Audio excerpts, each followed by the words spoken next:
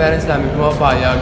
Pero sabi lang nila sa amin, wala kami may tutulong kasi nga wala tayong pera, wala tayong trabaho, yung mga magulang namin, hindi mga professional, magsaka lang ganyan.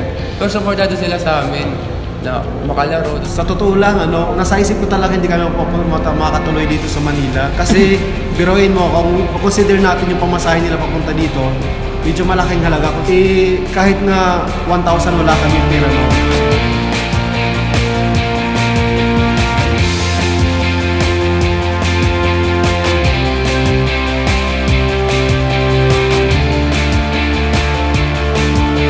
Umalis kami doon alas 9.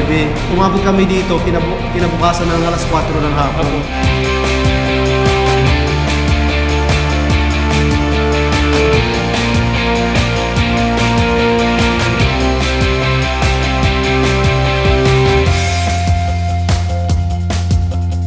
Para yung pangarap natin makapanood dito sa MOA Arena, makakapaglaro na tayo. Pupunta namin sa locker room, parang upo kami, parang kaming mga friends pinakaupo dun sa mga upuan. Parang ito na to, once in a lifetime lang.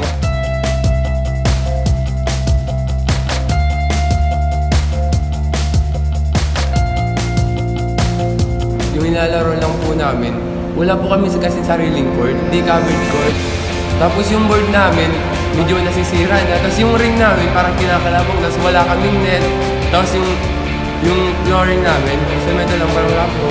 Lubak-lubak na siya.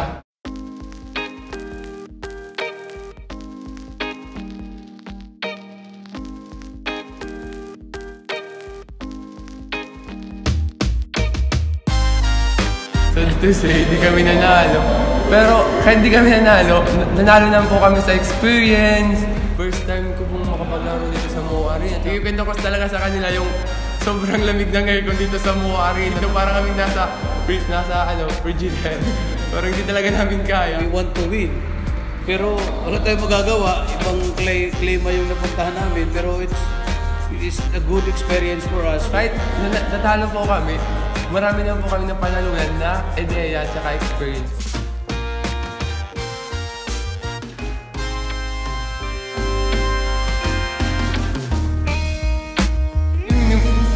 Araw na hindi ko po makakalimutan kasi nakasama ko yung mga idol ko si Kever Avena, si Alaysa Valdez, tsaka po si Baser Amer. Nung una pa lang, nag-uumpisa pa lang kami magkwento, gusto na magpa-picture, gusto na talagang paghag pa nga.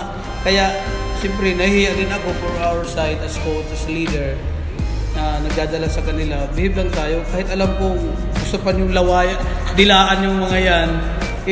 Parang pinigilan ko talaga sila. Grabe yung saya namin, yung mga idol na nakikita lang namin sa TV, nakita namin sa personal, tapos nakasabay pa namin pagkain. Tapos grabe ito. Sabi ni Keeper, don't stop dreaming. Kasi balang araw, may isa or dalawa na makakalaro sa PBA. Yung plano nila, gusto nila daw maka-basketball sila Keper. Sabi ko naman sa kanila, siguro ayusin niyo muna yung pag-iisayo para makalaro niyo si Keper. Kasi malayong kayo kay Keper. Picture lang muna tayo, saka okay na yung makadahin in si Keper. Makakapagsing, alam naman natin yung pagkain, madali lang yan. Pero aside from that, yung rubber shoes, binigyan pa yung mga bata. Yung sapatos, parang hinag ko ng matagal. Hinahag na lang yung unan namin. Si Baser Amer, si Keeper, tsaka si Alaysa. Umaapaw yung, saya. Yung isa namin, ka-teammate, idol kasi na si Baser Amer. Tapos sabi niya, pre, pag-uwi natin, kahit wala kaming pera, pag-iipon ako, papatarpulin ko yung picture namin ni Baser Amer. Tapos talon ng talon kami, parang kinikilig talaga na nakita namin yung mga idol.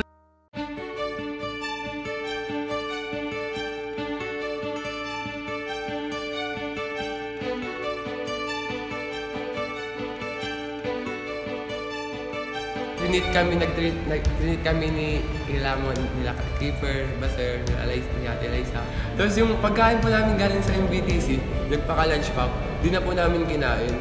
Tapos yung ginawa po namin, sinabi na ako ni Coach na, pero yung ibang pagkain natin, ibigay na lang natin dun sa mga nasa labas lang ng hotel na walang makain, yung mga pulubi po dun. Kasi dun po sa summer, kahit pag wala ka pong makakain, pwede ka lang humingi ng gulay sa kapitbahay. Hingi ka lang. Taga summer, parang pag yung isa walang makain, tapos yung isa sakto lang, mag-share pa siya dun sa isa. Ganun po, yun po yung isang summer, ganun po yung projects namin. Kahit di po kami mayaman, natututo po kaming mag-share sa ibang tao na wala na.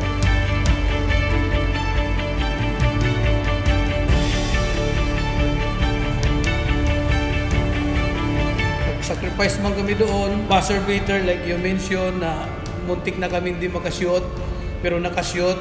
Pero nung dumating kami dito, hindi man kami nanalo, ma'am. Hindi man kami nanalo sa laro. Masasabi ko sa lahat ng 32 teams na napunta ng MOA, we are the champion. Sabihin nyo sa kanila, champion kami dahil napunta sa amin si Rabina, binigyan ng rubber shoes, na-treat kami ng maayos, ang daming tumulong. Kaya ibig sabihin, ang puso ng Pilipino ay magaganda. Yung importante lang, kailangan lang natin na ipaglaban kung ano man yung oportunidad nila na kagaya nga dito makapaglaro sa MBTC at makapunta pa sa National Finals. Kung tayo sumuko, okay, gagawa ang paraan ang Panginoon. Yung school namin, parang lahat ng mga estudyante doon, nag-Facebook Live, nag-message sila sa amin, okay lang yan, kahit talo, proud kami sa inyo. Pag-uwi nyo dito, grabe, sikat na kayo sa school namin. Ano yung sarili namin. Kasi ano kaming graduating, pito. Tapos pag-uwi daw namin, kami po yung maging athlete of the year.